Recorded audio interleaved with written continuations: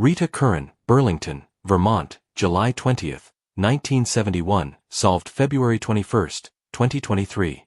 Rita Curran was 24 years old, and she had chosen her profession the way people choose it when teaching is not a job but a calling. She taught second grade.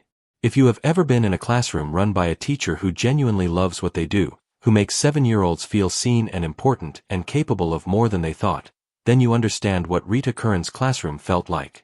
Her sister Mary described her as a teacher, a singer, a giver. In the summer of 1971, 24-year-old Rita Curran had just moved out of her parents' home for the first time to live in a Burlington, Vermont apartment on Brooks Avenue with 3 other roommates, whom she did not know well.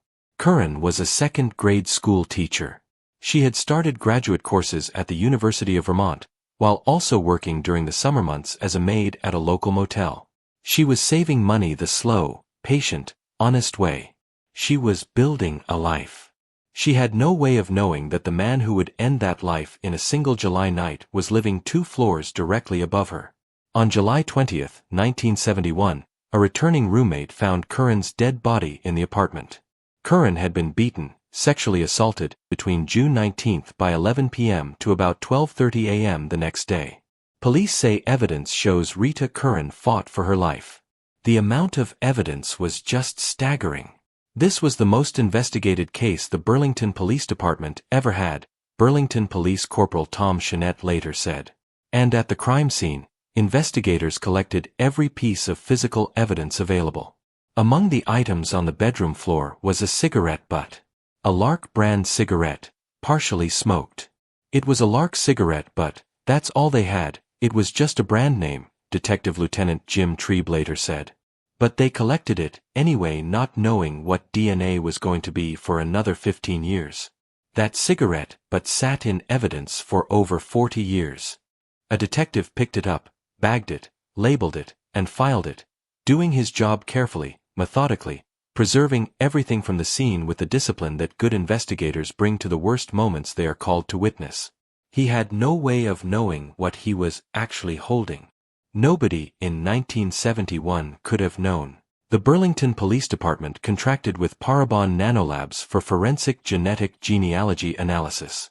The genealogist assigned to the case was C.C. Moore, one of the most experienced practitioners of the methodology in the country. Parabon was able to match the DNA to DeRusse in a few hours, Moore said. In this case, we were incredibly lucky. This doesn't always happen this way, but this case is a fantastic illustration of the power of investigative genetic genealogy. Moore was initially a bit confused by the finding because she wasn't aware of DeRusse Vermont connection at that time. Then she discovered that a public marriage license stated that he had been married in Burlington 2 weeks before the murder. Even more shocking was his address that was documented. It was the same building as Curran, she said. This was really an incredible find, and it tied him very solidly to the place of the crime at the time of the crime. William DeRusse was 31 years old in 1971. He had been married for exactly 2 weeks. He lived 2 floors directly above Rita Curran. On the night of the murder, DeRusse and his wife, Michelle DeRusse, had a quarrel, and DeRusse left for a cool-down walk, Murad said. Shortly after the killing, DeRusse's wife gave police an alibi for her husband. She told investigators they had been together in their apartment all evening, that they had heard nothing. DeRusse confirmed the same story. Investigators noted the alibi and moved on. But before DeRusse went back upstairs that night, before he told his wife of 2 weeks to cover for him, he told his wife to tell police investigating Curran's death that he had never left their apartment, warning her that his past criminal record would unfairly make him a suspect in her death. He already had a criminal record. He knew how investigations worked. He knew exactly what he was asking her to do. And she did it, because she was newly married and she was in love and she believed him. For 50 years, that lie held. After the murder, DeRusse and his wife left Vermont soon after the murder and separated. At some point, DeRusse moved to Thailand, where he became a Buddhist monk. A Buddhist monk. A San Francisco woman who had married DeRusse in 1974 told investigators he had a penchant for sudden outbursts of violence. There were at least 2 instances where he was violent around her, she said. One being when the couple was talking with a female friend and he took out a pocket knife, stabbing the woman in her abdomen, for no reason whatsoever. DeRoos died of a drug overdose in San Francisco in 1986, at the age of 46. We have cause to believe that he continued to hurt people, to be a dangerous person, although there is no evidence of anything as horrific as his murder of Rita Curran, Murad later said. He died in a hotel room in San Francisco and went to his grave having never been questioned, charged, or named. Meanwhile, the cigarette butt waited in a Burlington evidence freezer. The cigarette butt. 2 weeks married. Same building. Same floor plan. The same man police had interviewed in 1971 and cleared because his brand new wife had told them he never left the apartment. Investigators then re-interviewed that wife. Now decades older, her name changed, living in Eugene, Oregon. Whatever love or fear or loyalty had made her lie in 1971 had long since burned away. Investigators re-interviewed his then-wife, who admitted that she had lied about DeRoos' alibi. Detective Thomas Chenette said he did not believe that Michelle DeRoos knew of William DeRoos' involvement in the killing at that time. She was newly married and she was in love, Chenette said. And then, investigators found that DNA left on Curran's ripped housecoat also matched the DNA on the cigarette butt. The same profile. On the cigarette he had smoked in her bedroom. On the housecoat she had been wearing when he killed her. William DeRoos had been in that room. The evidence had always known it.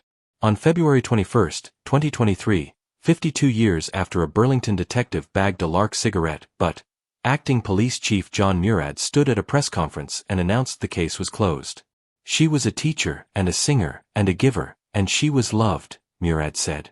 The random violence of her murder left a stain on our community, and it devastated her family. The county state's attorney Sarah George reviewed the case and said she would have felt perfectly comfortable going to trial had DeRoos been alive. Mary Curran Campbell stood before the cameras that day. She had spent 52 years carrying the loss of her sister and the maddening open wound of the unanswered question. She said what was in her heart. I don't think so much about the guy who did this as I do about Rita, and my parents, what they went through. I pray to my parents, and I pray to Rita. The detective who bagged that cigarette in 1971 never knew what he had done. He simply did his job carefully. And the cigarette did the rest. For 52 years, it held the truth, in a freezer, in the dark, and gave it up the moment someone came with the right tool to hear it. Patricia Kalitsky and Dwayne Bogle, Great Falls, Montana, January 1956, solved June 8, 2021. January 3, 1956. 3 boys from Great Falls, Montana were out for a morning hike along the Sun River near Wadsworth Park. They were not looking for anything. They were just boys, doing what boys did on winter mornings in small American cities before the world learned to keep children indoors at all times. They found a young man lying dead near his car. His hands were tied behind his back using his own belt, and he had been shot through the head. The car's ignition switch was still engaged, and its headlights were still on. His name was Lloyd Dwayne Bogle. He was 18 years old, an airman stationed at Malmstrom Air Force Base, a young man from Waco, Texas, who had arrived in Montana and fallen completely in love with a girl named Patricia Kalitsky. His fellow airmen said he talked about her constantly. He had spent Christmas with her family just 10 days before this morning.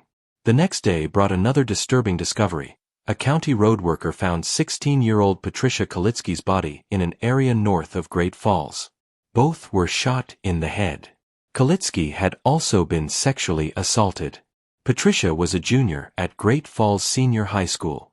She was bubbly, by her classmates' accounts, and witty and beautiful in the way that 16-year-olds are when they are happy and the world has not yet done anything to them that happiness cannot absorb. She and Dwayne had just spent Christmas together.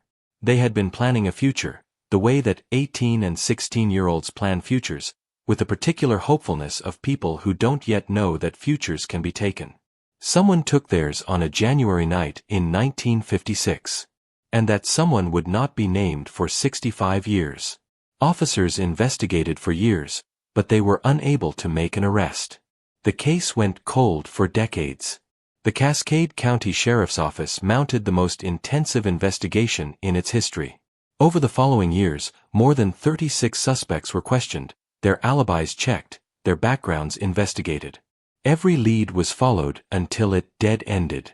But the investigators in 1956 did something that would prove to be the single most important act in this entire case. During Patricia Kalitsky's autopsy, the coroner took a vaginal swab. That swab was preserved on a glass microscope slide and stored with the evidence. 3 inches of glass, easily discarded during any of the dozens of evidence reviews and storage reorganizations that happen over 6 decades. Someone preserved it correctly every single time. For 45 years. In 2001, then-Detective Phil Madison sent the slide of the vaginal swab gathered from Kalitsky's body to the Montana State Crime Lab for analysis. The lab found a sperm cell that did not belong to Bogle. 1 cell. Not a sample. 1 single sperm cell preserved on a glass slide for 45 years. From that 1 cell, a DNA profile was built and uploaded to Cody's. Yet no matches. In the following years, law enforcement compared the DNA sample to about 35 other men, including gangster James Joseph Whitey Bulger Jr., who had actually been in the area and had been arrested for rape in 1951. They were all ruled out as suspects. 35 men. All eliminated. When Madison retired, he said he didn't believe the case would be solved. A lot of different people had a turn at this, and we just weren't able to take it to conclusion, he said. He left. The case stayed. Detective Sergeant John Cadner took over the Kalitsky-Bogle case in 2012. He was a younger man walking into one of the oldest and coldest files in his department's history. He reviewed it. He understood the scope of what the previous investigators had done and how complete the dead ends were. And he made a decision that would change everything. He decided to treat it as a solvable case rather than an unsolvable one. That distinction is not semantic. It is everything. My first impression was that the only way we're gonna ever solve this is through the use of DNA, Cadner said. In 2019, Cadner submitted the DNA profile, built from that single sperm cell on the 1956 microscope slide, to Bode Technology for forensic genetic genealogy analysis. The profile was uploaded to voluntary genealogical databases. The partial matches that came back formed the beginning of a family tree.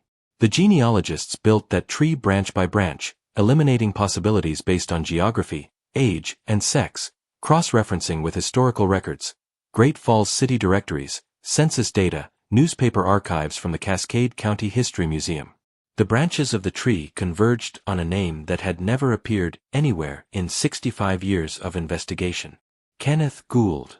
Before moving to Missouri in 1967, Gould had lived with his wife and children in the Great Falls area around the time of the murders. It felt great because for the first time in 65 years we finally had a direction and a place to take the investigation, Cadner told NPR. Because it was all theories up to that point. We finally had a match and we had a name. That changed the whole dynamic of the case. Gould's family home at the time of the homicides was a little over a mile from where Kalitsky lived. He was known to ride horses through the area, officials said. After the murders, Gould sold his property near the town of Tracy. Gould did not have a known criminal history and was not interviewed during the murder investigation. Investigators could not uncover any connection between Gould and the victims. He had been right there. 1 mile away. Moving through the same streets. And 65 years of investigation had never once touched his name. But there was a big problem. A significant, devastating problem. Gould had died in 2007 and his remains had been cremated. The only way to prove his guilt or his innocence was to test the DNA of his remaining relatives. Authorities traveled to Missouri, where they spoke with Gould's children and told them about the Kalitsky-Bogle case and eventually identified their father as a suspect. They asked for the family's help in either proving or disproving that Gould was the man responsible, and the family complied. I wasn't sure how they were going to react when I come to them saying, "Hey, your dad's a suspect in this case," Cadner said, but they were great to work with. The test results from the children's DNA confirmed the genealogy findings. Kenneth Gould had murdered Patricia Kalitsky and Dwayne Bogle on a night in January 1956. He had sold his property near Great Falls and moved his family away shortly after the murders. He lived in Montana communities of Geraldine and Hamilton before relocating to Missouri in 1967. They did not return to Montana. He died in Oregon County, Missouri, in 2007. He was an old man by then. He died in a bed of natural causes, having spent his entire adult life, more than half a century, as a free man. He died never knowing that a single sperm cell on a glass slide in a Montana evidence storage facility was holding his name the entire time. With the killer finally identified, Cadner was able to reach out to the victim's surviving relatives and deliver the closure that had taken more than 60 years to procure. It was a bittersweet revelation. They were grateful for answers, but for many of the older people in the family, it was a struggle to have those wounds reopened. On June 8, 2021, 65 years, 5 months, and 5 days after Patricia Kalitsky and Dwayne Bogle were murdered along the Sun River, Detective Sergeant John Cadner stood before cameras and confirmed the case was closed. Sherry Rasmussen, Los Angeles, California, February 24, 1986, solved 2009. Sherry Rasmussen was the kind of person who made the people around her better at their jobs simply by being in the room. She was 29 years old. She was the director of nursing at Glendale Adventist Medical Center, a position that at her age required extraordinary intelligence, emotional discipline, and the capacity to earn genuine respect rather than just institutional authority. Her staff did not merely report to her. They admired her. They spoke about her, even decades after her death, with the specific precision that people use when they are trying to convey that someone was not generically good but actually remarkable. She was 6 feet tall. She kept herself physically fit. She had dark hair and a warmth that co-workers still describe with clarity 40 years later. She was engaged to John Rutan, a man she had met and fallen completely in love with. They were married in November 1985. 3 months later, she was dead. Before we go further with what happened to Sherry Rasmussen, you have to understand a relationship that existed before Sherry was even in the picture. At UCLA in the late 1970s, John Rutan had been involved with a woman named Stephanie Lazarus. By John Rutan's own later account, given under oath, it was primarily physical. Casual. Something he didn't consider serious. Stephanie Lazarus considered it serious. By the time Rutan met Sherry and began what became a genuine relationship, Lazarus was already a Los Angeles Police Department officer. She was building a career. She was, by every professional account, good at her job. She was also not letting John Rutan go. After Rutan and Sherry became a couple, Lazarus contacted Rutan. The call was difficult. He testified later that it was very clear she was devastated. In a moment of profound weakness that he would spend decades carrying, Rutan went to Lazarus's apartment to console her. They had sex. He went home and told Sherry what he had done. She forgave him. The engagement went forward. They married in November 1985. On the morning of February 24, 1986, Sherry Rasmussen called in sick to work. She was at home alone in the condominium she shared with John on Balboa Boulevard in Van Nuys. He went to work. Sometime that morning, someone came to the door. What happened next is documented by the evidence left behind. And the evidence tells a story of a woman who did not go down easily. Rasmussen was asleep in her bed when sometime between 11:30 p.m. on October 25th and the early morning hours of October 26th, the suspect made entry. For Sherry Rasmussen, the evidence was different but equally clear. There were signs of a prolonged struggle throughout the living space. A ceramic vase had been used as a weapon. Papers were scattered. She was 6 feet tall and she fought with everything she had. She had defensive wounds on her arms. She had 2 broken fingernails. She had been pistol whipped, struck in the head with hard objects, multiple times. The right side of her face, her eye, was swollen and blackened. She had been shot 3 times. And on her left forearm, a deep, complete bite mark. The kind that preserves the full impression of a human jaw. John Rutan came home that evening and found his wife of 3 months dead on the floor of their condominium. The LAPD arrived. They processed the scene. They interviewed John Rutan. They noted the missing stereo and camera. They produced witness sketches of 2 Hispanic men seen in the area. And then they classified the murder of Sherry Rasmussen as a botched burglary. A murder scene that was not a burglary. It was a targeted killing committed by a woman who wanted John Rutan and could not accept that Sherry had him. But the LAPD had a classification, and the classification gave the investigation a direction that led away from the truth. And Sherry Rasmussen's murder went cold, while her father kept pushing. He went back to the LAPD. He made calls. He sent letters. He was polite, because he understood that being difficult would not help him, but he never stopped pointing at the name he had given them in the first week. He pointed at it for 23 years.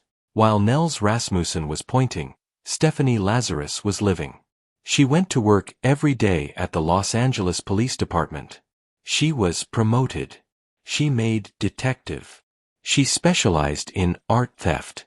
She was respected. She received commendations. She built the kind of 25-year career that earns a pension and a retirement speech and a gold watch.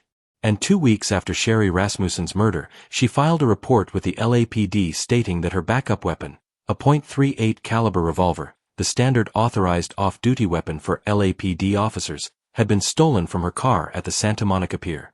The ballistics from the 3 bullets recovered from Sherry Rasmussen's body were consistent with a .38 caliber weapon. Investigators who later reviewed this believed the theft report was fabricated, that Lazarus had filed it to create a paper trail that would make the murder weapon disappear from any accounting.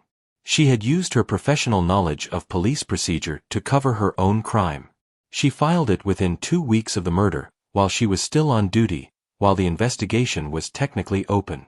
And in a freezer at the Los Angeles County Coroner's Office, a piece of tissue preserved from the bite mark on Sherry Rasmussen's forearm sat in the dark.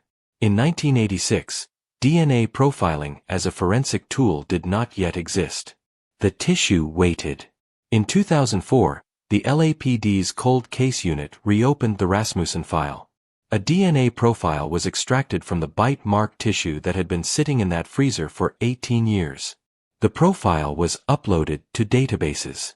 No matches. In 2008, a detective named James Nuttall reviewed the original case documentation. He saw something that should have been seen in 1986. He saw Nels Rasmussen's information about Stephanie Lazarus, flagged in the very first week, then functionally buried. He saw that in 22 years, nobody had meaningfully investigated the LAPD officer the victim's own father had named. He began a quiet investigation. In early 2009, LAPD detectives began conducting covert surveillance on Stephanie Lazarus. By now she was a 25-year veteran detective with her own office in her own department. They followed her. They watched her routines. They waited for her to discard something, anything, that they could test against the profile from the bite mark. On a day in May 2009, Lazarus went to a Costco store on Barham Boulevard in Burbank. She shopped. She left.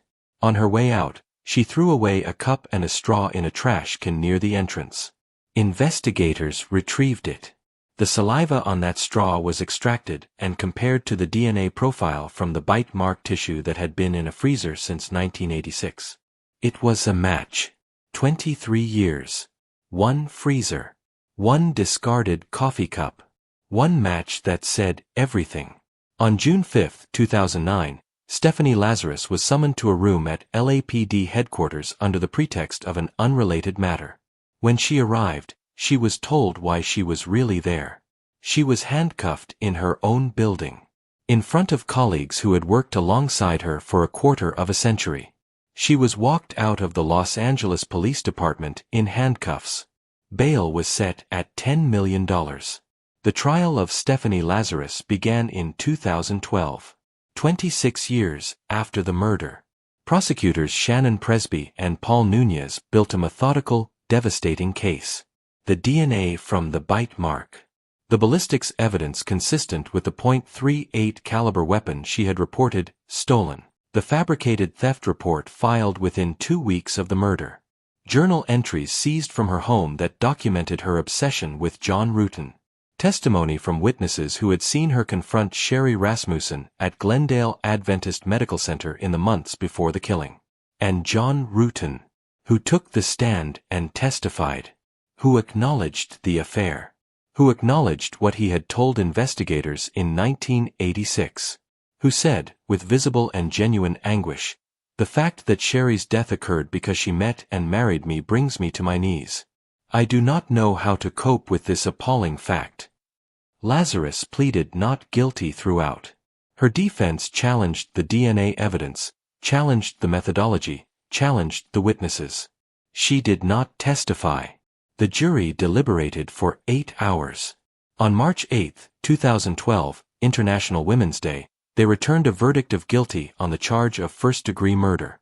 Sherry Rasmussen's mother and sister wept in the gallery. Nels Rasmussen, who had spent 23 years walking into police departments and making phone calls and being told his information wasn't enough, Nels Rasmussen was in that courtroom. He had pointed at that name for 23 years. And a jury had finally confirmed that he was right from the very beginning. Lazarus showed no visible reaction. On May 11, 2012, she was sentenced to 27 years to life in prison. Prosecutors released a statement that contained this assessment: Lazarus has never taken responsibility for her acts. Lazarus has never expressed any regret or remorse for her actions. Lazarus' profound narcissism led her to kill and continues to motivate her denial of responsibility. But this case did not end at sentencing. In 2023, Stephanie Lazarus became eligible for parole consideration under a California law providing special consideration for offenders who committed crimes before the age of 26. She was 25 when she killed Sherry Rasmussen. A parole board panel recommended release. John Ruetten appeared before the parole board and argued against it. He told the board she had lied for decades and was seeking freedom now only because it was her last remaining option. The recommendation was ultimately rescinded. As of this documentary, Stephanie Lazarus remains incarcerated. She goes to work, if you can call it that, in a California state prison rather than LAPD headquarters. She draws a cell assignment rather than a detective's salary. But the case has been solved. Now the killer has been identified. Danielle Danny Hutchins, Belgrade, Montana, September 21, 1996, solved August 9, 2024. Her family called her Danny. Not Danielle. Not the name on the birth certificate. Danny. The nickname carries something the formal name doesn't, the particular intimacy of a family that knew her not as a person to be described to strangers, but as someone fully, specifically theirs. Danielle Hutchins was 15 years old in September 1996, and she was living the particular life of a 15-year-old in a small Montana community. School, friends, family arguments, the small drama of daily life that feels enormous when you are in the middle of it and looks so small, so precious, so irreplaceable in retrospect. She had recently hurt her knee dancing at a street dance with friends and was wearing a knee brace. She was 15 and the world was still a place where that kind of thing happened. On September 21, 1996, Danny asked her mother Cheryl for permission to drive out to the Cameron Bridge fishing access site on the Gallatin River, a few miles south of Belgrade, Montana.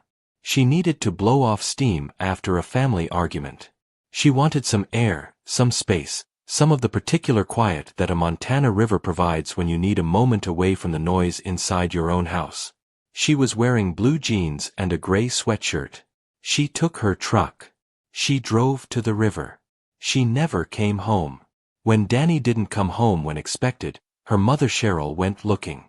She found Danny's truck in the parking lot of the Cameron Bridge fishing access site. The truck was unlocked and empty. Her keys and her water bottle were lying in the middle of the trail, a few feet away. Cheryl Hutchins began frantically searching for her daughter.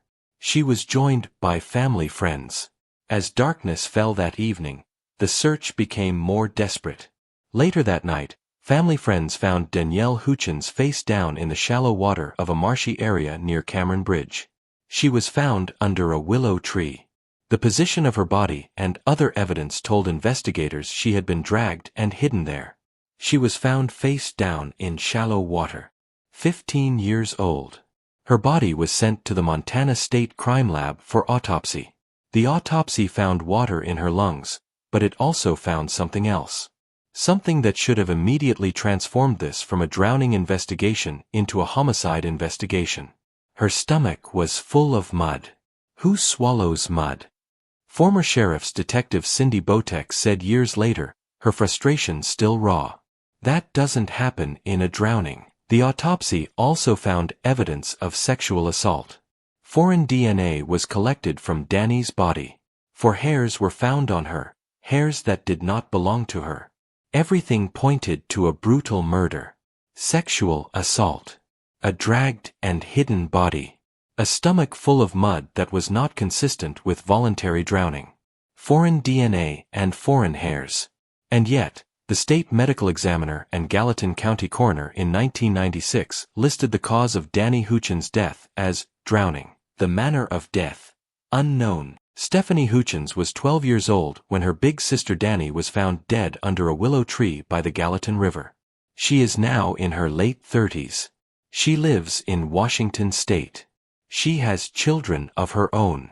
And for 28 years, the death of her sister, the manner of it, the investigation's failures, the official classification as drowning when she and everyone who loved Danny knew it was murder, had shaped the entire architecture of her adult life. In 2019, Stephanie began calling the Gallatin County Sheriff's Office and asking officials to formally reopen her sister's case. She had been calling before that, periodically, in the years since 1996. But in 2019 she escalated those calls into something more persistent and more insistent. She told them what she knew. What her family had always known. What Farquhar and Botek had always known. That Danny was murdered. That the evidence collected in 1996 said so clearly. And that the DNA collected at the scene, the foreign DNA, the 4 hairs, was sitting in evidence storage and had never been properly pursued with modern technology. In 2019, Sheriff's Captain Matt Boxmeyer began reinvestigating the Hutchins case. He reached out to Danny's family in February 2020 to see how they felt about reopening it, knowing it would reopen wounds. One of the real pieces of sensitivity I had, walking into the reinvestigation of Danny's case, was the sheer fact that while we thought law enforcement was on our side, they lied to us in 1996, Stephanie said. That led to a significant feeling of distrust with the sheriff's department. She cooperated anyway. Because this was about Danny, not about the institution. During the initial investigation in 1996, 4 rootless arm hairs had been collected from Danny Hutchins' body. They had been carefully preserved in the evidence file through all the years of institutional inertia that followed. Those 4 hairs became the foundation of everything that followed. The Gallatin County Sheriff's Office sent the preserved hairs to Astria Forensics, a California-based forensic genome sequencing laboratory. The lab extracted a partial DNA profile from one of the hairs, a profile built from what was, in scientific terms, an extremely challenging sample. Rootless hairs contain no nuclear DNA. They yield only mitochondrial DNA, which is significantly harder to build a genealogy profile from.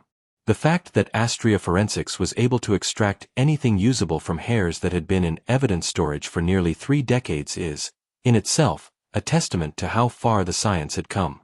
A partial profile from 1 hair. That was what they had. That partial profile was run through the FBI's combined DNA index system. No matches. The profile was then sent to Parabon Nanolabs in Virginia, the same firm that had worked on dozens of cold cases across the country using forensic genetic genealogy. Parabon's genealogists used additional DNA databases to build the family tree from the partial profile's matches. And the tree led somewhere. The branches converged on a name, Paul Nathaniel Hutchinson. 55 years old. Living in Dillon, Montana. Who was Paul Hutchinson? He was someone who had been enrolled at Montana State University in Bozeman beginning in September 1996, the same month Danny Hutchins was murdered at a river access site just south of Belgrade, where Bozeman is located. He had graduated with a degree in fisheries and wildlife biology. He had then worked for the Montana Bureau of Land Management in Dillon for 22 years. He had no criminal history. No prior arrests. Not a single traffic violation. He was married with 2 adult children. On the evening of July 23, 2024, 27 years, 10 months, and 2 days after Danny Hutchins was found face down under a willow tree, Gallatin County investigators Detective Scott Elfmont and Detective Kendall Deepweg drove to Beaverhead County and interviewed Paul Hutchinson. The interview lasted nearly 2 hours. During the nearly 2-hour interview, Hutchinson, who had lived in Bozeman at the time of Hutchins' death, displayed extreme nervousness, the sheriff's office said in its official statement. Investigators noted he sweated profusely, scratched his face, and chewed on his hand. And then they showed him a photograph of Danielle Hutchins. Paul Hutchinson slumped in his chair. He showed signs, investigators noted, of being deeply uncomfortable. He was released from the interview. He was not under arrest. The genealogy profile was pointing strongly at him, but the investigators did not yet have a direct DNA comparison that would constitute the final confirmation needed. Hutchinson left the interview. His behavior, investigators and witnesses noted, was immediately erratic after he walked out. At approximately 4 a.m. on July 24, 2024, less than 10 hours after the interview concluded, Paul Hutchinson called the Beaverhead County Sheriff's Office. He told them he needed assistance. Then he hung up. By the time officers arrived, Paul Hutchinson was dead. He had died by suicide. On August 9, 2024, Gallatin County Sheriff Dan Springer stood before cameras and announced that the murder of Danielle Hutchins had been solved. Springer said, "This case exemplifies our relentless pursuit of justice. We never gave up on finding the truth for Danny and her family, exhausting all means necessary to bring closure to this heartbreaking chapter." He also said something about Hutchinson's family, a moment of unexpected grace that deserves to be named. "I feel sorrow for the Hutchinson family. They were unaware, of course, and in many ways they are also victims of this man." Stephanie Hutchins Mollett, the 12-year-old who had grown up into a woman who had spent 28 years making phone calls and demanding answers, stood before the cameras and said what had been burning in her for nearly 3 decades.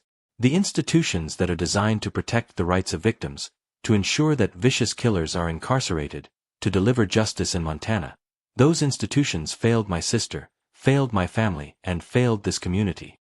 She paused. And then, Montanans, Danielle's story should anger you. Should make you think about your mothers, your sisters, your wives, and your daughters. Should make you think about everything you would do to protect and honor the women you love. If you watched to this point and you enjoyed watching chilling cold cases in history, please click the subscribers button and turn on your notification to get updates whenever we post a new video. See you in the next video.